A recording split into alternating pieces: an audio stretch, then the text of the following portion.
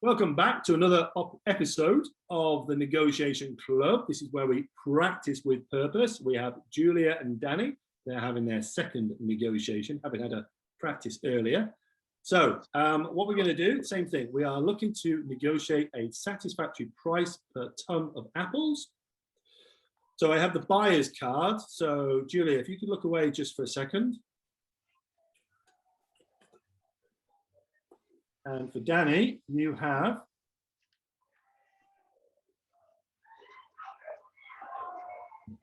and a tactic for you.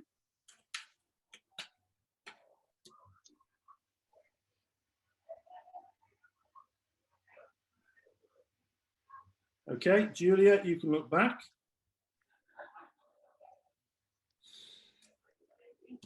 I've got to look at that one. Right, so for you, Julia, here we go. This is your break-even point. You have a break-even point. You need to negotiate above. Okay. And a tactic for you.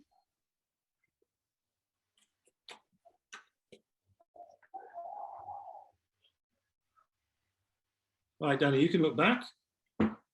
Right, so here we go. We have 4 minutes to negotiate and practice with purpose. And your 4 minutes, they start now. Hi, Julia. Hi, Danny. Nice to see you again. Yes, nice to see you again. You did promise to be a recurring customer, so I'm very happy this is happening. Well, I'm back. I enjoyed our last transaction. Yeah, me too.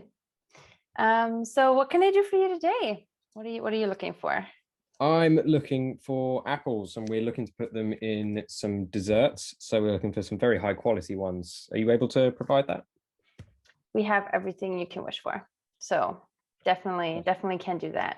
However, you can maybe assume that will come at a slightly higher price. Yeah, I can understand. Well, we want high quality, so we understand the market we're in.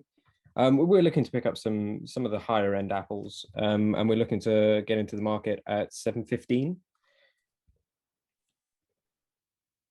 7.15. Mm-hmm. Okay. How many tons are you planning on buying? It's dependent on a few different things. So are you offering different prices for different volumes? Yeah, and we also have to talk about whether you might want to pick those up or we're delivering those to you. So that's what I need to kind of consider. Okay, so for larger orders, we'd rather do delivery because of our own capacities. That's understandable.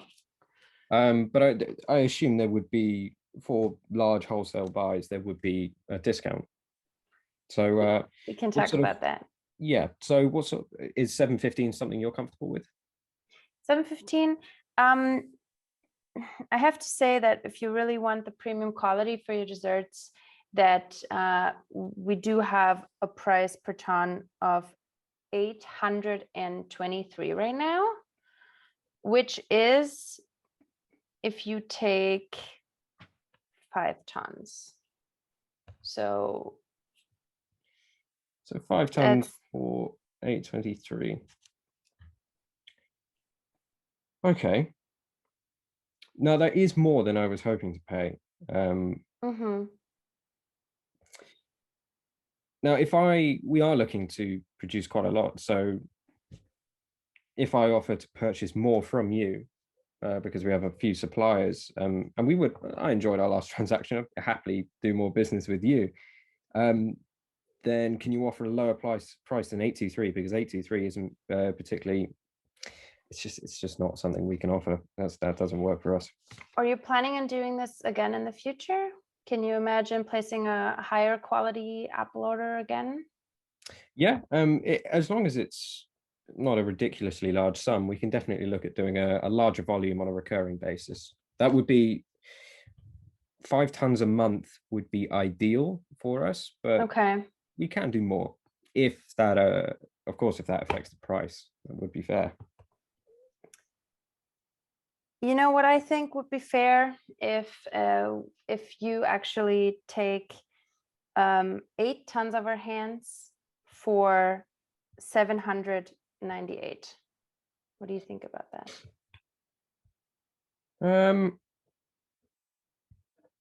And that's only with a recurring contract. And is that including delivery or not? Delivery is 11 pounds. Okay, if we can call it 798 overall, including delivery, then that is something I'm comfortable with doing. If we're doing that, then I think it would only be fair if our contract is for 12 months. And then we're on time. I would have agreed to it, for the record. I was happy with that. Can we summarize that?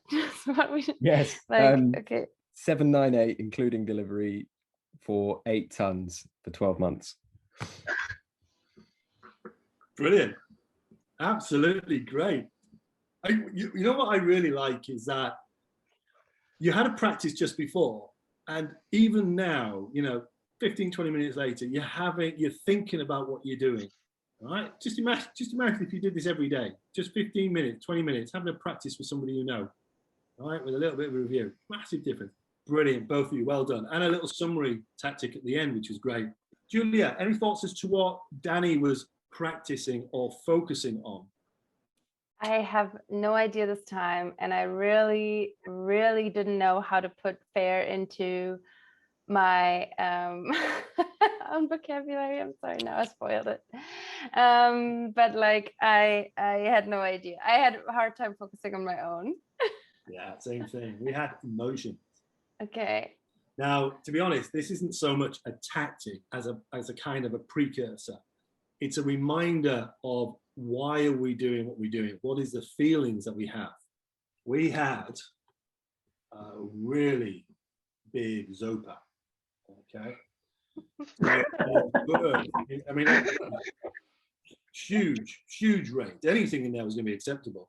But the point is, Danny, is that you want to be thinking about, okay, I've just heard that number. How's that making me feel? How is the other person's feeling? So I want you to focus on the emotions of the other person as much as possible. Danny, Julia's obviously said what Julia was practicing, but is that what you would have said if you had a choice? No, I didn't have a clue. From the summary at the end, I was going to say summarize, but yeah, unfortunately, the F word is much closer to what I ended up doing the whole time. So I never would have guessed that. You threw that in, and Julia was like, "Oh, great! I can use it back." It was like almost like a mirror. Yeah, well, what I think is fair. That was great. I love it. Right, very quickly, Fred, because I know you're going to go soon. Fred, what's your thoughts? Any feedback for them this time around? Again, cracking. Set it up to go in the right direction.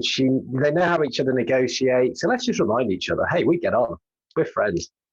We can make good deals because we've done it before. That actually, you did it very quickly, but it was actually really quite an important part to get the whole thing off on the right step. So then, yeah, you're having a decent conversation. Yeah, look, I know it's going to be higher cost. Yeah, you're right. Funny enough. But then, still the structure's right. So how many tons are we looking at? That makes sense. Are there any discounts? We can talk about it. That, and when people say, I'll put on my list, which I don't really mean anything. Okay, so we've talked about it. I'm not going to think, it's on the list. I'm not going to do anything with my list either, which is cool. But, we're back on, and you kind of, all right, okay, we've gone back on. Danny, you're very good, or what I can see from these couple of sessions, if you then or doing conditionals. I suspect it's deliberate because I can see you sort of just taking a moment to give yourself the time to make it conditional. And it works. It's worth just taking that time to do it. Yeah, because then, Julia, okay, I've now got to weigh that up. Is that a good trade? Is it a good swap? So then we're talking about the future. We're getting higher quantities, all good. And actually, I think whether it was accidental, you used fair really well because the discussion all went because we've been discussing it so much, that's fair. It felt fair. It felt it was always going to be fair because we've chatted so much about it. And yeah, slightly out of time, but you wanted to do the deal. You were going to do the deal. We were going to let you do the deal. We summarized the deal. Happy days. Yeah, really cool. Really cool.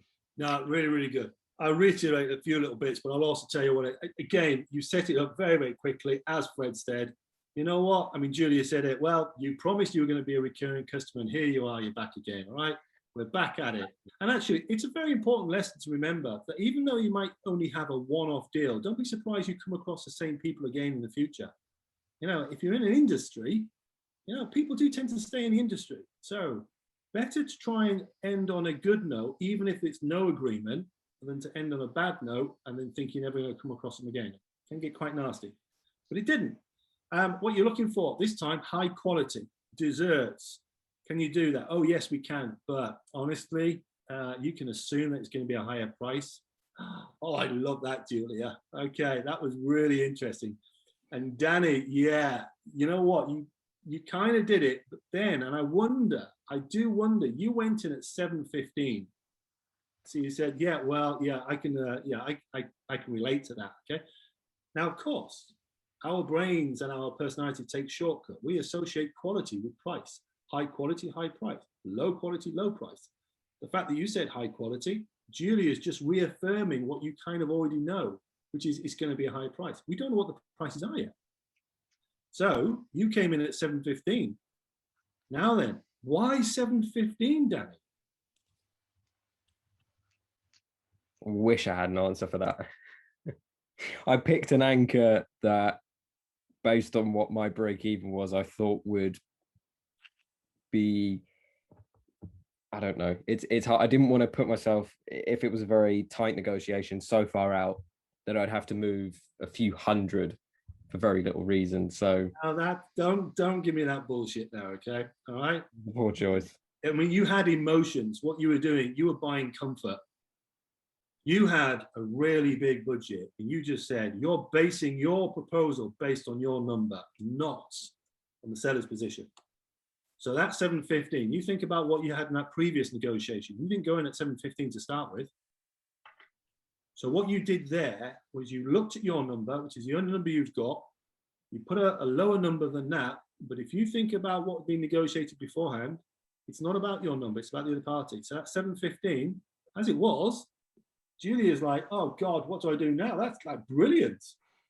And that's the danger, Danny, okay? I mean, yeah, okay, we've got the cards, we don't know, but you're looking for responses as well. Anyway, you said the 7:15, and again, Julia, I'm looking really closely at the response. Now, your last response in the previous negotiation with the eyebrows raised because it was unacceptable. This time around, you went, okay, yeah, how many tons? You didn't even push back on the number. There wasn't even a non-verbal flinch at the pain of that number. You immediately started talking about other details. So if that was me, I'm Danny, I'm thinking, right, no pushback, no discomfort. If I'm going to move, I'm going to move small amounts. I'm going to make it very, very costly to move. Just be mindful. That's what we're going to think about. I think, Danny, you came in, well, it depends on the price and the volume. Great. So we're getting a relationship. We want price, volume. Oh, and yes, there's delivery. So Julia threw that in. So we've got delivery in there. This is where, Danny, you said, well, I assume that there would be discounts for larger volumes. And then you put a question, is 7:15 comfortable? All right, so you went back and repeated the 7:15, which is kind of useful because your numbers are the only numbers on the table at the moment, so they're going to act as an anchor. But again, I'd be careful about asking if something is comfortable, particularly on the first number, because Julia is well trained to say absolutely not, but not quite. So what Julia said was, well, if you, and again, you didn't push back on it, but you kind of said, well, if you could do 823 right now, if you buy 5 tons. So again, you kind of did the wrong thing with the if you. If you buy 5 tons, I'll do you 823. Okay, but you kind of started off with the number and then you added the 5 tons to it as well. You were lucky because, quite frankly, you might have either forgotten to do that, or Danny could have just jumped on that and said, well, 823. And then you could have added the 5 tons and then you'd be like, don't know. But, you know, there's elements there. So, Danny, you summarized a little bit. Now then, here's another point, Danny. The 823, you summarized, and then you said, because that was the first number you heard. So 5 tons at 823. Okay. Yeah, that's more than I'm hoping to pay. That's not saying that you can't pay it. It's just more than you're hoping to pay. So So again, be careful of the words. The words are given away. It's a subconscious. Yeah, it's just going to be unfortunate to pay that, but you know what? You can. All right, so be mindful. And then you said, you know, we had, oh, then you threatened her. Ooh, we have other suppliers. Can you get it lower than 823? And guess what? You're now talking around Julia's number, not your number. Can you get it lower than 823? So you're automatically linked to her number now. If you plan for more future, then yes, well, 5 tons. I think that offers a fair price. And then this is where Julia said, well, I think it'd be fair if you had 8 tons, and it was 798. And again, Julia, you are to clarify, what do you think? And again, Danny, you didn't respond to, oh, that's really painful, I can't do that. You said, delivery?